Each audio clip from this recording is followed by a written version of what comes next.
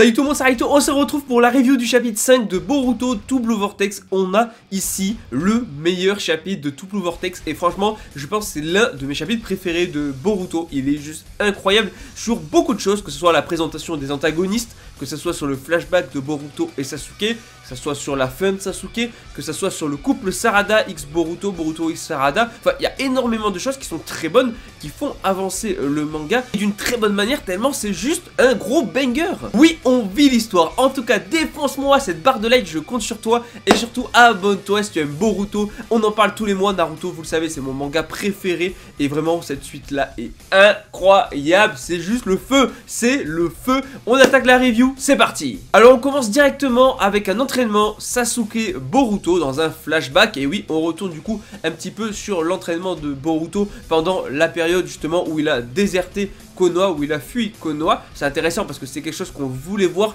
On se demandait comment est-ce que Sasuke s'est retrouvé donc du coup dans l'arbre, comment est-ce que Boruto en est venu à être comme ça ainsi. Voilà, en fait il y a pas mal de questions qu'on se posait et on a un petit aperçu finalement de l'entraînement Boruto Sasuke avec un Boruto qui adopte le look Uchiwa. Oui voilà, il a le look Uchiwa, que ça soit du coup la tenue, il s'est fait une cape à la Sasuke, il va même récupérer après le katana de Sasuke, donc on va en parler après, il va le récupérer justement lorsque Sasuke se fera avoir.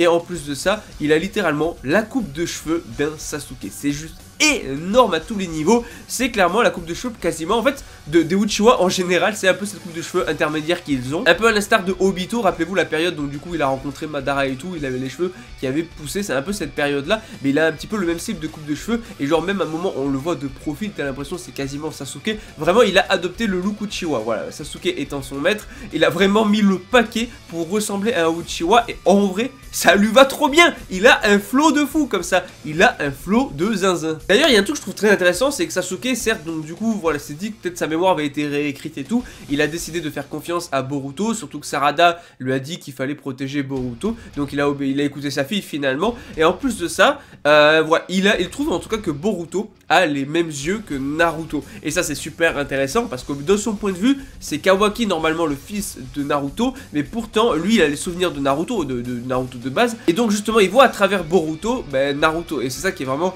assez cool, je trouve vraiment la symbolique assez forte et tout, et ça fait se poser des questions du côté de Sasuke. Donc de toute façon il n'a pas de doute, il y a quelque chose qui va pas, il sait quelque chose s'est passé. En plus de ça, il pense qu'il n'y a que Boruto et Sarada qui peuvent arranger les choses, qui peuvent donc du coup y faire quelque chose. Donc oui, il va tenter de protéger à tout prix Boruto. Et c'est fou parce que du coup il l'a entraîné justement pour accomplir cette mission là.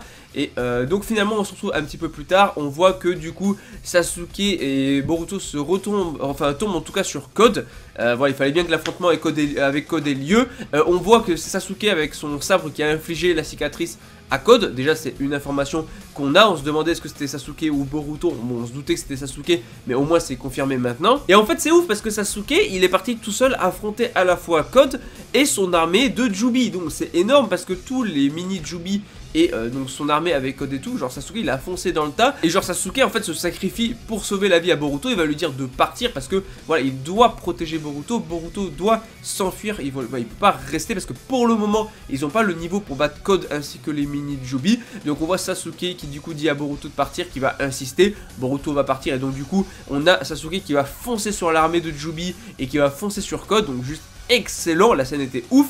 Et on revient sur la finalité qu'on connaît, c'est Sasuke qui du coup s'est fait avoir à la fin et qui du coup a fini dans un arbre, voilà. Et ça explique du coup pourquoi on a un Shinju Sasuke qui s'appellera Hideri, ou je sais plus le nom exact, on verra après, mais très intéressant. On voit un petit peu, alors on n'aura pas plus de flashbacks je pense, donc en fait en vrai il n'y a pas besoin je pense de développer plus que ça. Vraiment en termes de développement de narration, on a tout ce qu'il faut ici en fait. On n'a pas besoin forcément d'en voir plus, même si on se demande comment est-ce que Boruto est tombé sur Kashin Koji, puisque a priori à ce moment là non. Donc je pense que on aura un autre flashback en fait plus tard où Boruto va tomber sur Kashin Koji. Donc ce flashback là sera expliqué un peu plus tard, je pense un peu sous le même format que celui-là, puisque ça a dû se passer entre le moment où Sasuke s'est fait avoir et sûrement un peu plus tard qu'il a dû rencontrer Kashin Koji.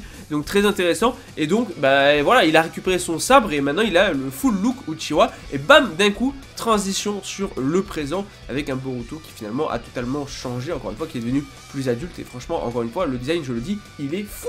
Alors on a pas mal d'autres infos dans le chapitre. Premièrement, clairement, Moegi s'est bien fait avoir. Voilà, il s'est bien fait avoir par l'un des Shinju.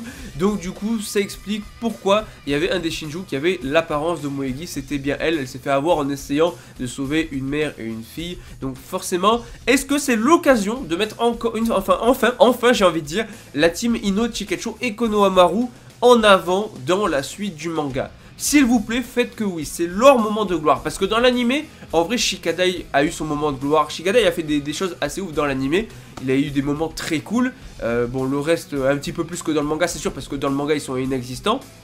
Mais Konohamaru, on l'attend. Konohamaru, c'est le gars qui a vaincu un Pain alors que c'était encore un gosse, tu vois. T'as un petit Genin encore. Bon, après, Naruto était encore Genin quand il a sauvé le monde. Mais bon, c'est autre chose, ça. Mais dans tous les cas, c'est le moment. Puisque du coup, la cible du Shinju Moegi, ça va être Konohamaru, justement. Et donc, ça va être l'occasion pour Konohamaru d'être mis en avant. Et en fait, on le voit bien. Ils pardonneront jamais, du coup, à Code et surtout Jubi d'avoir fait ça. Donc, on voit que Shikadai, voilà, tu vois. Enfin, il y a un plan sur Shikadai, en fait, qui fait penser que Shikadai va préparer quelque chose, tu vois. Et donc c'est très cool, ça serait l'occasion de mettre en avant enfin Shikadai dans le manga et de mettre carrément le trio avec Konohamaru, toute la team en avant dans le manga. Franchement, Kishimoto, c'est maintenant ou jamais, hein. En fait, en faisant la review, je me rends compte que, bah en fait, c'est obligé, puisque sinon, pourquoi prendre Moegi comme ennemi? Franchement, c'est le personnage random. C'est obligé que ça soit pour mettre en avant, du coup, cette team-là avec Konohamaru, en vrai. Bon, du coup, en fait, on a un peu plus d'informations également sur les Shinju. C'est-à-dire que les Shinju, du coup, bah, ils ont évolué. On n'est plus sur l'arbre de base, enfin, sur le Shinju de base, on est plus sur le Jubi de base. Là, on a donc, du coup, un Shinju qui a évolué. En fait, ils ont un peu leur propre conscience, tout en étant reliés entre eux. Et en fait, ils suivent juste leur instinct. Et leur instinct leur dit de manger quelqu'un. Voilà, de manger quelqu'un qui semble être proche d'eux, tu vois. C'est comme une voix, en fait, dans leur tête qui leur dit, il faut que tu manges cette personne-là. Donc, en fait, on voit que c'est des personnes qui veulent manger, qui sont liés à ces personnages-là, qui sont fortement liés. C'est même les personnages auxquels ils sont le plus proches, j'ai envie de dire, qui kiffent le plus, qu'ils aiment le plus. En l'occurrence, ben, Moegi, du coup, elle voulait ben, à la fois les enfants de la team Ino Chikacho, mais en même temps aussi Konohamaru, et surtout Konohamaru. Donc comme j'ai dit, c'est le moment de le mettre en avant et d'avoir enfin quelque chose par rapport à Konohamaru. Donc faut savoir qu'elle se fait appeler du coup Matsuri. Oui voilà, c'est son identité, elle se fait appeler Matsuri, elle veut manger Konohamaru. On va également avoir donc du coup celui qui semblerait être en tout cas le Shinju de Ichiki, mais sans grande confirmation pour l'instant, on ne sait pas trop de qui il est inspiré, mais il veut manger Naruto. Lui son sentiment, enfin son instinct lui dit de manger Naruto, alors que ce n'est pas en fait un Otsutsuki, ce n'est pas du coup, enfin il n'a pas le Kama, il a rien du tout, ce n'est pas, voilà, tu vois, Boruto et Kawaki, bien sûr qu'ils veulent toujours les récupérer pour les donner à manger, mais là aussi Naruto, certes qu'ils veulent manger d'autres personnages qui ne sont pas comme Boruto et Kawaki, qui théoriquement n'auraient pas besoin d'être mangés, mais en fait leur instinct leur dit de le manger, donc ils vont le faire, et en fait ils vont évoluer de manière différente par rapport à un Shinju basique. Donc voilà, on a ce personnage là qui se fait appeler d'ailleurs Jura. Ensuite du coup on a le personnage qui se fait appeler du coup Hidari, voilà, Hidari, donc lui c'est le Shinju Sasuke, oui on a un Shinju Sasuke, et c'était bien ça, qui lui forcément veut manger Sarada Uchiwa, voilà, sa fille, sa propre fille. Donc est-ce qu'on va avoir enfin Sarada qui va faire une dinguerie dans le manga, qui va affronter Hidari? Ah, ça nous tisse ça quand même, franchement. Ou alors ça peut être Boruto qui affronte son maître aussi, ça c'est une possibilité, ça montrera que Boruto a dépassé Sasuke. Et maintenant, est-ce qu'ils ont réellement le niveau de puissance des personnages? Parce qu'en fait, pour moi, ils sont plus puissants que les personnages où ils ont copié leur identité. C'est-à-dire que, bah sinon, le Shinju Moegi, il est nul. Parce que Moegi, tu vas pas me dire c'est le personnage de fou. Donc il peut se faire battre facilement. Donc je pense qu'en vrai, les personnages sont quand même plus forts que l'original, tu vois. Enfin, il y a des chances. Enfin, pour Sasuke, je sais pas, mais en tout cas, j'espère bien pour le Shinju Moegi, sinon elle va pas faire long feu.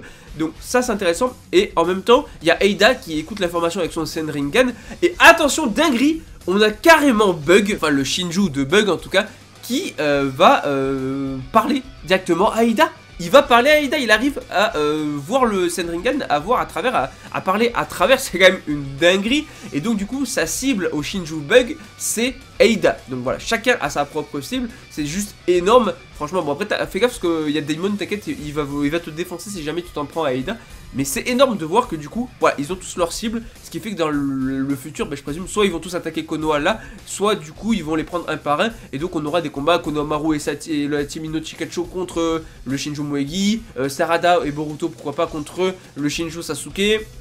Quoique après il reste le Shinju, non plutôt Boruto contre Jura à la limite, le Shinju de Jura, et pourquoi pas Sarada contre du coup le Shinju Hidari de Sasuke, et Bug vs Aida, même si en soi Bug est pas un combattant, et après Aida n'est pas une combattante non plus, donc là ça sera peut-être plutôt Daimon, donc tu vois, les combats en fait sont en train d'être teasés et tout, et j'attends que ça va être énorme, je sais pas si vous vous rendez compte, c'est l'un des meilleurs chapitres, vraiment j'ai kiffé en termes d'émotion, c'est fou en termes de narration, de développement, d'écriture.